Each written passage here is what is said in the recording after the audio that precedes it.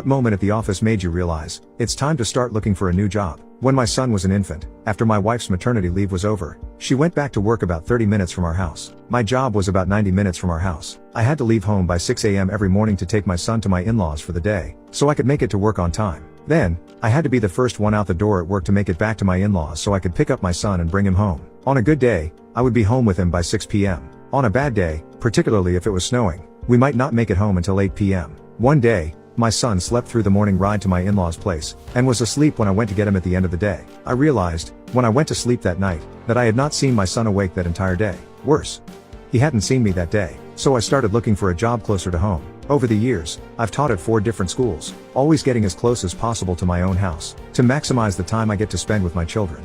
I've got my commute down to fewer than 10 minutes now. It's great. I even come home on my lunch break so I can walk the dog some days.